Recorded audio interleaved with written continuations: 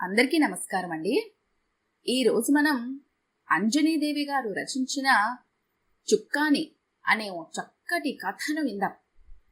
ఇక కథలోకి వెళ్దాం. వరుణ్ రెసిడెన్సీ వినాయక చవితి సందర్భంగా వినాయకుని విగ్రహం ప్రతిష్ఠించి పూజా కార్యక్రమాలకు సిద్ధం చేస్తున్నారు. పిల్లలు పెద్దల హడావిడితో సందడిగా ఉంది. గిరిజ దగ్గరుండి గణపతికి ఇష్టమైన కుడుములు, ఉండ్రాళ్లు, పులిహోర, పాల తాలికలు, రకరకాల నైవేద్యాలు తయారు చేస్తుంది వంటగదిలో. గిరిజా, ఇక్కడ వైట్ షర్ట్ ఉండాలి, కనపడట్లేదు, ఎక్కడ పెట్టావు అని అడిగారు జగపతి గారు బెడ్రూంలో నుంచి. ఉతికి ఇస్త్రీ చేయించాను, మీ కబోర్డ్లోనే రెండో వరుసలో కింద భాగాన ఉంటుంది, చూడండి అంది గిరిజ. హా, ఉంది అన్నాడు కబోర్డ్ ఓపెన్ చేసి వైట్ షర్ట్ తీసుకుంటూ. గిరిజా, మొదటి పూజ మనమే చెయ్యాలి అని పట్టుపట్టారు మన కమ్యూనిటీ వాళ్ళంతా. ముహూర్తం టైం అవుతుంది, ఇంకెంతసేపు, తొందరగా తెమిల్చు, వెళ్ళాలి అన్నారు.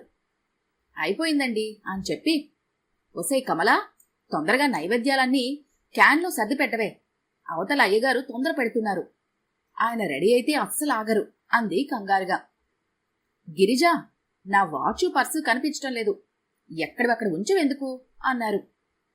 అయ్యోరామా, డ్రెస్సింగ్ టేబుల్ మీదే ఉన్నాయి చూడండి, ఎదురుగా ఉన్నా కాని మీకు కనిపించవు అంది విసుగ్గా వంటగదిలో నుంచే. సర్లే, ఉన్నాయి కాని నీ పని అయ్యిందా అని అడిగారు. అయ్యిందండి అని చెప్పి, కమలా, ఆ ప్రసాదం క్యాన్లన్నీ బయట పెట్టు అంది. అమ్మా, మీరు కంగారు పడకండి, పూజకి ఇంకా టైం ఉంది, ఈలోగా నేనన్నీ కారులోకి సర్దేస్తాను అని చెప్పి ప్రసాదం క్యాన్లన్నీ తీసుకెళ్లి కారులో పెట్టింది కమల. కమల పని మనిషి అనటం కంటే ఇంటి మనిషిగానే చెప్పచ్చు. కమల తల్లి చిన్న వయసులోనే చనిపోయింది. తండ్రి శంకరం జగపతి గారి దగ్గర కార్ డ్రైవర్గా పనిచేసేవాడు. కమలకు చిన్నతనంలోనే పెళ్లి చేసేశాడు. కొంతకాలానికి కమల భర్త తండ్రి దగ్గర కాలం వెళ్లదీస్తున్న కమలని తన ఇంట్లోనే ఉంచుకొని పనిపాటలు నేర్పించి డిస్టెన్స్ ఎడ్యుకేషన్లో చదువు చెప్పించింది గిరిజ. వరుణ్ రెసిడెన్సీ ప్రెసిడెంట్ జగపతి గారు గుడి దగ్గరికి రాగానే కమ్యూనిటీ పెద్దలందరూ ఎదురొచ్చారు. 6 అడుగుల ఎత్తు, గుబురు మీసాలు, వయసు మీద పడటం వలన మెరిసిన తెల్లని జుట్టు, వయసుతో పాటు మొహాన పడిన ముడతలు, అయినా ఆయన టీవీ దర్పం ముందు అవన్నీ చిన్నపోయాయి అనిపిస్తుంది. ఆయన్ను చూడగానే ఆయన గురించి తెలియని వాళ్లకు భయం, తెలిసిన వాళ్ళకి గౌరవం కలుగుతుంది. డ్రైవింగ్ సీట్లో నుంచి కారు దిగి ఎడం పక్కకొచ్చి కార్ డోర్ ఓపెన్ చేశాడు. వెనక సీట్లో నుంచి దిగిన కమల కార్లో నుంచి వీల్ చైర్ తీసి వేసింది. నెమ్మదిగా గిరిజను కార్లో నుంచి దించి వీల్ చైర్లో కూర్చోపెట్టారు. గిరిజ ఆయన పక్కన వీల్ చైర్లో కూర్చొని ఉండగా ఆయన పీట మీద కూర్చొని ఇద్దరి తరపున పూజా కార్యక్రమం జరిపించారు. జగపతి, బావున్నావా అని వచ్చాడు రమణ. పూజా కార్యక్రమం పూర్తయి తిరిగి వెళ్ళటానికి కార్ దగ్గరికొచ్చిన జగపతిని చూసి, అరే రమణ, ఎన్నాళ్లకు కనిపించావు, ఎక్కడుంటున్నావు, ఏంటి సంగతులు అని ఆప్యాయంగా పలకరించారు జగపతి గారు. చిన్ననాటి స్నేహితుడు రమణను. చెన్నైలో ఉంటున్నాన్రా, ఈ మధ్య మన ఊరు వెళ్తే నువ్విక్కడున్నావని తెలిసింది. మా అమ్మాయి వాళ్ళు కూడా ఇక్కడే ఉంటున్నారు, వాళ్ళ దగ్గరకు వచ్చాను, నిన్ను కూడా ఒకసారి చూసిపోదామని వచ్చాను అన్నాడు. అన్నయ్య, బావున్నారా? వదిలే ఎలా ఉంది, పిల్లలు బావున్నారా అని నవ్వుతూ ప్రశ్నల మీద ప్రశ్నలు వేసింది గిరిజ. బావున్నానమ్మా, నువ్వు అన్నాడు చైర్లో ఉన్న ఆమెను అయోమయంగా చూస్తూ. తనకేంట్రా, మహారాణ్లా ఉంది అన్నారు జగపతి. అన్నయ్య, ఇంటికి రండి అని చెప్పింది గిరిజ. ఇప్పుడు కాదమ్మా, రేపొస్తాను, ఈరోజు కొంచెం పనుంది అన్నాడు రమణ. మా ఇంట్లో భోజనం చేయకుండా వెళ్ళకూడదు అంది. తప్పకుండా, మా జగపతి గారిని కూడా కలిసి చాన్నాళ్ళయింది. సరే, బయలుదేరండి, నేను రేపొస్తాను అని చెప్పి గిరిజను కారులో ఎక్కించడంలో వాళ్ళకి సహాయం చేశాడు. రమణ భోజనానికి వస్తున్నాడని రకరకాల వెజ్, నాన్ వెజ్ ఐటమ్స్తో వంటలు చేయించింది గిరిజ. అల్లుడు శ్రీకాంత్తో కలిసి ఫ్రూట్స్, స్వీట్స్ తీసుకుని వచ్చాడు రమణ. పరిచయాలు అయిన తర్వాత, గిరిజ, మేము పై రూంలో పూజ కార్యక్రమంలో ఉంటాము, నువ్వీలోపు వంటలన్నీ రెడీ చెయ్యి అని చెప్పి పైకి వెళ్ళిపోయారు. ఆల్కహాల్ తాగేటప్పుడు శుభ్రంగా స్నానం చేసి ఉతికిన బట్టలు వేసుకొని కావలసిన స్నాక్ ఐటమ్స్ అన్నీ తీసుకొని పూజ చేసినంత భక్తి శ్రద్ధలతో మొదలు పెడతారు. పైకి వెళ్లి చిన్న చిన్న పెగ్గులతో ఎక్కువ టైం తీసుకొని తాగుతూ ఫోన్లో పిల్లలతో మాట్లాడుతూ కూర్చుంటారు జగపతి గారు. వారంలో 4 రోజులు రాత్రిపూట ఆయన దినచర్య అది. అది చూసి పూజ మొదలుపెట్టారా అంటూ ఉంటుంది గిరిజ నవ్వుతూ. కబ్బోర్డ్లో నుంచి బాటిల్ తీసి ముగ్గురికి గ్లాసుల్లో పోశాడు జగపతి. చిన్ననాటి ముచ్చట్లన్నీ చెప్పుకొని, శ్రీకాంత్, నీకో విషయం తెలుసా? మా జగపతిని చూస్తే అందరూ భయపడేవాళ్లు. ఒక ఫైర్ లాగా ఉండేవాడు. వాడికి ఎదురు వెళ్లి మాట్లాడాలి అంటే భయపడి చచ్చేవాళ్లు అన్నాడు రమణ. జగపతి, చెల్లెమ్మకు ఏమైందిరా? ఎలా ఉండేవాడివి, ఇలా అయిపోయావు అన్నాడు. నవ్వుతూ కబుర్లు చెప్తున్న జగపతి ఒక్క నిమిషం ఆగి బొటనవేలతో తల మీద గీస్తూ, తలరాతరా, సాఫీగా సాగుతున్నంతకాలం అంతా మన చేతిలోనే ఉందని భ్రమపడతాము. మనమే కింగ్ అని ఊహించుకుంటాము. ఎవ్వరినీ కూడా పట్టించుకోము. ఏదైనా సమస్య వచ్చిన తర్వాత మనకు తెలుస్తుంది. నేను కూడా అదే తప్పు చేశాను. మన కాలేజీలోనే కాదు, పెళ్ళైన తర్వాత కూడా ఎవరినీ పట్టించుకునేవాణ్ణి కాదు. నా మాటే వేదం, నేను చెప్పిందే శాసనం అన్నట్లుగా ఉండేవాణ్ణి. బిజినెస్ పని మీద ఎప్పుడు ఊరెళ్లాల్సి వచ్చేది.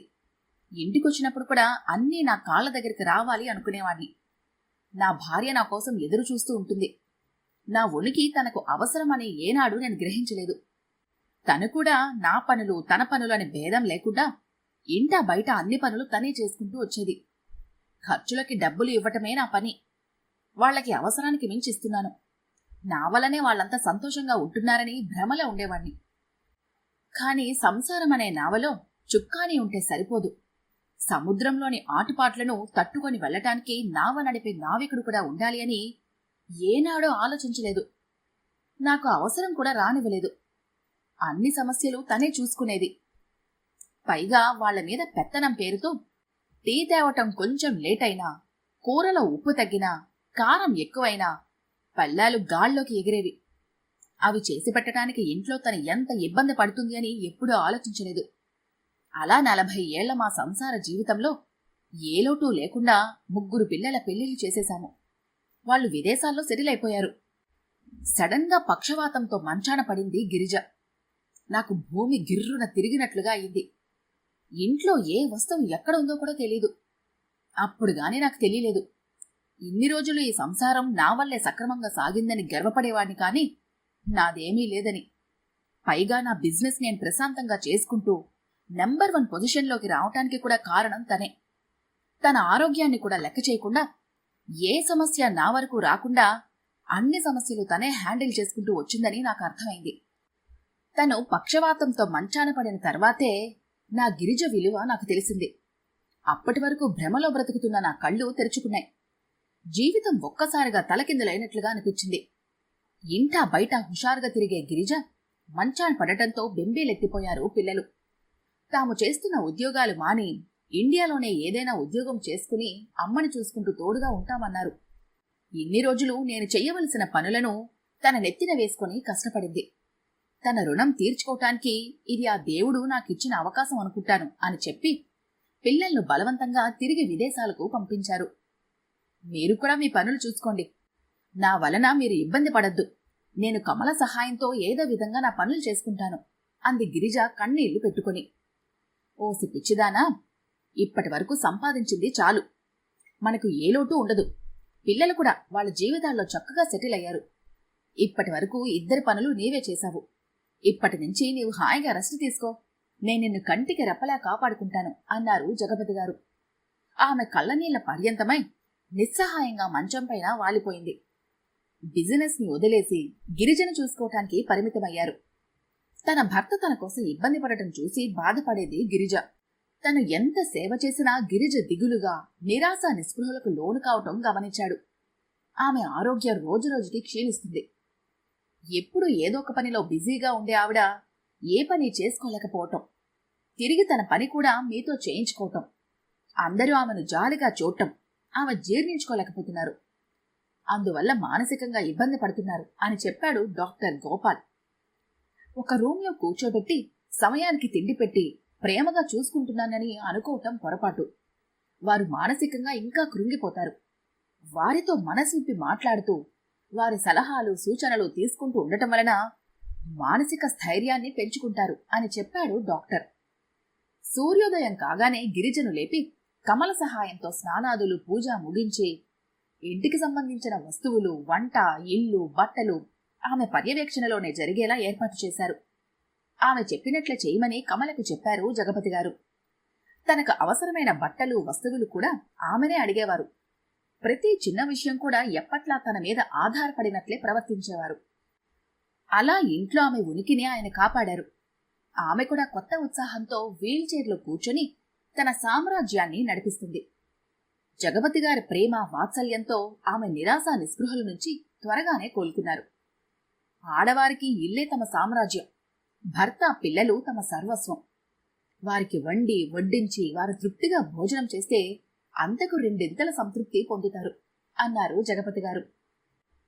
ఇప్పటికీ నా అదృష్టం ఏమిటంటే ఎప్పుడూ మొహం మీద చిరునవ్వు తొలగకుండా తిరుగుతూ ఉంటుంది. ఆమె నవ్వు చూస్తే నాకు కొన్నంత ధైర్యం వస్తుంది అని చెప్పారు జగపతి గారు. మావయ్య, బైక్ వదిలేసి వెళ్తాను, మీరు బైక్ తీసుకుని వచ్చేయండి అని చెప్పాడు శ్రీకాంత్ హడావిడిగా పైకి లేచి. శ్రీకాంత్, అదేంటి, భోజనం చేసి వెళ్ళండి అన్నారు జగపతి గారు. వద్దంకుల్, మీ కథ విన్నాక నాకు జ్ఞానోదయం అయింది. శ్రావణిని తీసుకుని ఇద్దరము కలిసొస్తాం అని చెప్పాడు శ్రీకాంత్. వెళ్ళనివ్వు అన్నట్టుగా సైగ చేశాడు రమణ. శ్రీకాంత్, నువ్వు బైక్ తీసుకుని వెళ్ళు. చాన్నాళ్ల తర్వాత వచ్చాడు రమణ. మేమిద్దరం ఇంకా చాలా కబుర్లు చెప్పుకోవాలి. ఈ రాత్రి ఇక్కడే ఉంటాడు. నువ్వు పొద్దున్నే వచ్చి మీ మామయ్య గారిని పికప్ చేసుకో అని చెప్పాడు. అలాగే అంకుల్, థ్యాంక్ యూ అని చెప్పి హడావిడిగా వెళ్ళిపోయాడు శ్రీకాంత్.